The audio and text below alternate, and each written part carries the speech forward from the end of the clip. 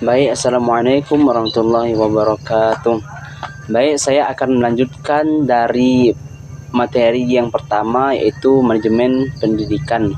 Sekarang saya akan melanjutkan tugas dari Bunda Emi Khalilah Harhab, Magister Pendidikan Islam, tentang manajemen mutu terpadu pendidikan, yaitu pembahasan. Saya akan mulai dari pembahasan. Kita mereview ulang dari materi-materi sebelumnya tentang masalah pembahasan manajemen dalam seluruh aspek kehidupan. Sangatlah diperlukan manajemen. Sampai kapanpun manajemen tak akan terlepas dari kehidupan kita. Sebuah organisasi, perusahaan, maupun instansi dan lembaga lainnya sangat membutuhkan yang namanya manajemen untuk pencapaian tujuan yang diharapkan dan pastinya direncanakan. Berbicara tentang manajemen, perlu kiranya kita mengetahui terlebih dahulu apa sih pengertian dari manajemen itu. Nah, asal muasal kata manajemen diambil dari dua kata, yaitu manage dan memiliki arti mengatur. Secara global, manajemen merupakan suatu ilmu dan seni untuk mengelola sumber daya melalui sebuah kegiatan yang dikerjakan sekelompok orang atau individu agar nantinya dapat mencapai tujuan yang diinginkan organisasi ataupun instansi itu sendiri. Ada 4 yang dijelaskan dari materi dari kelompok-kelompok sebelumnya. Ada 4 hal tentang yang dapat diambil dari pengertian manajemen, yakni 1, ada seni dan ilmu tentunya, yaitu manajemen dikatakan sebagai ilmu karena secara prinsip atau konsep manajemen bisa dipelajari. Seni yang ada pada manajemen merupakan suatu keunikan pada setiap manajer dalam mengatur sumber daya melalui kepemimpinannya pada sebuah instansi ataupun organisasi. Yang kedua, mengelola sumber daya. Untuk menghasilkan output yang berbobot, maka sumber daya harus dikelola dengan cara-cara jitu, dan untuk dapat menunjang hasil dari yang berbobot itu pula diperlukan sumber dayanya yang mumpuni dalam bidang manajemen. Proses dalam mengelola manajemen ini dapat ditemukan pada unsur-unsur manajemen. Yang ketiga, pencapaian suatu tujuan. Tak dapat dipungkiri jika suatu instansi atau lembaga pasti memiliki tujuan, ya. Jadi akan dibawa kemana dan dijadikan apa suatu lembaga tersebut, pastinya sudah ada rancangan dan angan-angan tersendiri bagi sumber daya yang ada di dalamnya. Terlebih pemimpin dan pemimpin yang memiliki tanggung jawab yang besar, tanggung jawab penuh terhadap lembaga yang dipimpinnya. Selanjutnya, kegiatan yang dikerjakan kelompok, ya. Suatu kegiatan manajemen akan berhasil jika dilakukan secara bersama, tidak dilakukan secara sendiri-sendiri. Contohnya, jikalau kita ingin manajemen suatu organisasi, misalnya, jika dilakukan oleh sendiri-sendiri, misalnya kita melakukan rapat, jikalau ada orang yang rapat, yang mana seperti separuhnya saja yang datang misalnya, mana bisa dikatakan untuk bisa mencapai suatu hasil yang maksimal jikalau dalam suatu organisasi tersebut hanya ada beberapa orang saja yang datang, sehingga orang lain tidak bisa mendengar ataupun tidak bisa menebar wawasannya terhadap apa yang dirapatkan tersebut. Maka jikala ingin menerapkan rapat, minimal ada 1/4 dari 5 orang misalnya yang datang untuk ikut diskusi tentang apa saja yang akan dibahas dalam suatu organisasi tersebut untuk merencanakan ke depannya misalnya. Jadi harus bersama-sama, karena manajemen akan timpang jika hanya berjalan seorang sendiri. Maka dari itu manajemen mau tidak mau harus melibatkan orang lain. Dengan begitu akan timbul koordinasi antar pelaku manajemen. Nah, dengan adanya kegiatan berkelompok ini akan terjadi pembagian tugas ataupun job pada para pelaku tersebut menjadi beberapa divisi. Selanjutnya saya akan menjelaskan dari unsur-unsur dari manajemen tersebut ya. Setelah kita mengetahui pengertian dan poin utama dari pengertian manajemen, maka marilah kita menelisik juga unsur-unsur manajemen. Unsur-unsur manajemen ini merupakan suatu hal yang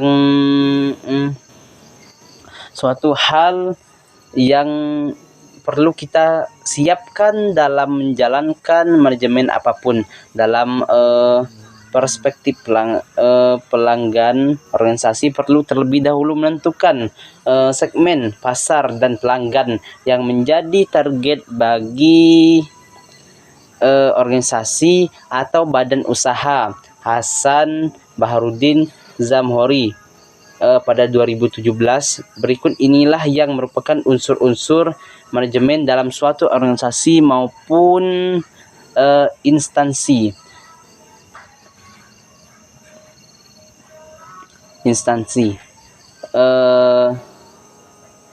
Yang pertama ada manusia, kan?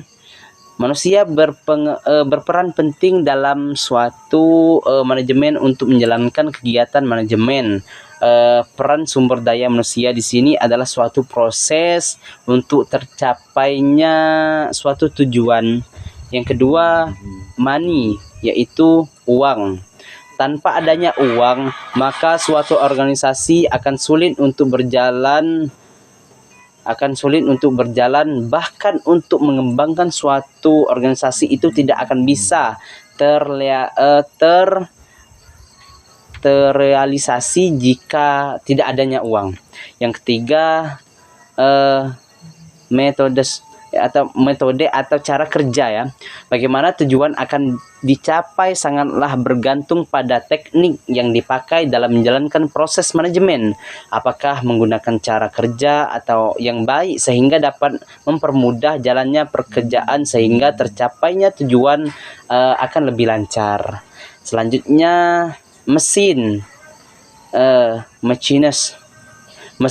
atau saran prasarana yang digunakan dapat meliputi seluruh alat ataupun barang berguna dalam membantu proses sumber daya manusia untuk mencapai tujuannya. Penggunaannya bergantung pada manusia dalam mengoperasikannya. Jadi begitulah. Selanjutnya yang terakhir adalah market atau pasar. Setelah tercipta produk akhir atau output, maka hal yang dilakukan adalah pemasaran untuk tercapainya suatu tujuan. Seperti misalnya perusahaan memasarkan produk-produknya, kan, olahan untuk mendapatkan keuntungan dari apa yang dilakukan oleh perusahaan-perusahaan tersebut. Mutu pendidikan, selanjutnya saya akan menjelaskan ya. Sebelum saya melanjutkan, saya akan menjelaskan apa itu mutu pendidikan. Kata mutu berasal dari kata Latin kualitas, profesi, mutu, nilai, karakteristik, fitur, kemampuan dalam dunia yang sangat kompetitif. Jadi mutu kata berasal dari kata berasal dari kata Latin kualitas ataupun properti, mutu nilai, karakteristik, fitur, kemampuan. Dalam dunia sangatlah kompetitif dengan meningkatnya permintaan konsumen, mutu telah menjadi faktor kunci untuk bertahan hidup di pasar. Profitabilitas dengan pengembangannya tidak hanya untuk sektor dan organisasi individual, tetapi juga akan untuk perekonomian seluruh negara. Hanya sedikit perusahaan di Indonesia yang mengakui mutu pendidikan sebagai faktor kunci untuk meningkatkan mutu bisnis. Dan oleh karena itu, untuk memperkuat keunggulan kompetitif, mutu pendidikan adalah konsep dinamis multidimensi yang tidak hanya mengacu pada model pendidikan, tetapi juga untuk misi kelembagaan dan mengacu pada metode pendidikan. Terus sasarannya serta standar spesifik dari sistem, fasilitas, program ataupun acara. Teori dan praktik pedagogis telah mencoba untuk menentukan mutu pendidikan. Dalam pendidikan, hanya mungkin untuk menentukan mutu dengan membandingkan hasil dengan sasaran yang diberikan atau dengan membandingkan dengan standar yang ditetapkan sebelumnya. Sekolah merupakan salah satu bagian dari sumber daya manusia dari sebuah masyarakat mandiri. Setiap aktivitas manusia diidentifikasi oleh mutu produknya. Aturan yang sama berlaku untuk pendidik. Oleh karena itu, mutu pendidikan bertanggung jawab atas mutu produknya. Siswa berbagai bentuk pendidikan hadir di tempat yang berbeda, di berbagai waktu, di bawah keadaan dan istilah yang berbeda. Disengaja dan tidak disengaja, terorganisir dan tidak terorganisir, dengan atau tanpa program. Salah satu masalah utama adalah penyatuan standar dan kriteria evaluasi mutu.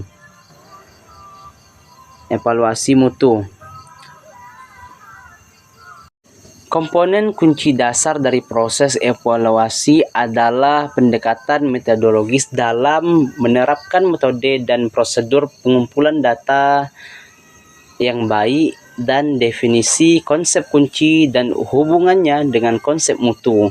Persyaratan mendasar untuk peningkatan mutu adalah pembentukan sistem aktif evaluasi internal dan eksternal. Evaluasi internal menyiratkan peran signifikan penilaian siswa sebagai peserta aktif dalam proses evaluasi mutu dalam pendidikan. Mutu pendidikan harus dipahami sebagai aset paling penting untuk memperkuat daya saing pasar dan dengan demikian sebagai akselerator pertumbuhan ekonomi total dan pengembangan negara Indonesia. Jadi manajemen mutu dalam pendidikan, mutu harus secara standar dikelola untuk memenuhi tuntutan masyarakat. Dari klaim sebelumnya, kami menyimpulkan bahwa manajemen mutu adalah bagian integral dari manajemen yang berperan untuk mencapai sasaran mutu yang tercermin tidak hanya dalam memberikan tetapi juga dalam meningkatkan mutu. Hal ini diciptakan dengan mengelola kegiatan yang berasal dari mutu yang mapan, kebijakan dan rencana, dan dilakukan dalam sistem mutu menggunakan antara lain rencana pemantauan mutu yang tepat, terus Total Quality Management, disingkat TQM, atau manajemen mutu terpadu merupakan sistem manajemen yang dikembangkan di berbagai negara dalam menghadapi dunia yang cepat berubah dan penuh ketidakpastian dalam rangka menciptakan efektivitas dan kepuasan.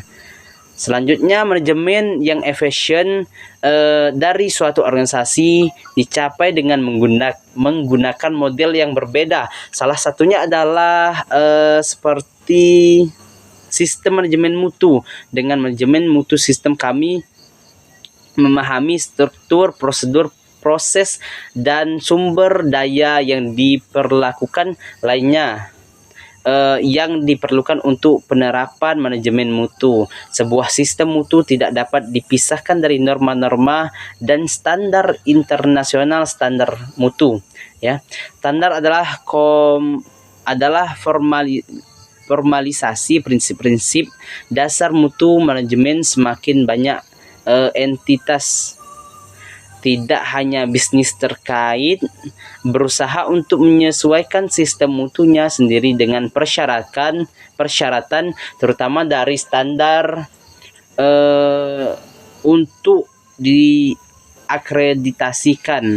Dari tahun 2001, auditor independen harus menyatakan bahwa organisasi memenuhi persyaratan berikut dari standar sistem manajemen mutu, pencatatan komitmen, manajemen terhadap mutu, manajemen sumber daya produksi dan pengukuran, analisis dan perbaikan. Organisasi pendidikan tinggi maupun yang ingin diakreditasi oleh sertifikat harus melalui beberapa tahap pengembangan sistem mutu yang mengimplementasikan persyaratan ISO 90 sampai 2000-an. Pemilihan lembaga sertifikasi yang terakreditasi pra audit sistem mutu oleh lembaga sertifikasi audit akhir dari sistem mutu setelah sertifikat ditertibkan. Tujuan utamanya adalah untuk mempromosikan kerja sama Eropa di bidang evaluasi dan jaminan mutu di antara semua peserta yang terlibat dalam proses jaminan mutu. Agen ini didirikan di banyak negara dan tujuannya mereka mewujudkan fungsi-fungsi. Melalui fungsi-fungsinya ada beberapa contoh. Yang pertama ada jaminan mutu dan peningkatan dalam pengertian tradisional. Untuk tujuan ini, lembaga harus mendorong institusi pendidikan tinggi untuk meningkatkan mutu pendidikan, terutama dengan mengevaluasinya. Proses evaluasi di bidang menjadi 4 langkah. Yang utama adalah penilaian diri, disediakannya oleh lembaga pendidikan tinggi, dan penilaian eksternal oleh para ahli independen. Salah peran lembaga adalah untuk memulai dan mengkoordinasikan proses evaluasi. Selanjutnya yang kedua ada melayani sebagai pusat di mana semua informasi yang tersedia mengenai implementasi dan jaminan sistem mutu dapat ditemukan. Selanjutnya fungsi terakhir adalah akreditasi. Berdasarkan evaluasi lembaga mengenai bahwa standar mutu lembaga ataupun program memenuhi persyaratan yang diberikan. Total manajemen mutu dan pendidikan. Konsep total manajemen mutu dalam pendidikan diperkenalkan oleh Profesor Edward Deming pada 1990-an. Dapat diterapkan ke hampir setiap organisasi hingga tingkat tertentu. Istilah ini berarti proses pergeseran fokus organisasi menuju mutu produk dan layanan yang unggul. Mungkin itu saja yang dapat saya sampaikan. Kurang lebihnya saya mohon maaf. Kepada Allah marilah kita sama-sama mohon ampun. Wallahu muwaffiq ila aqwamit thoriq. Wassalamualaikum warahmatullahi wabarakatuh.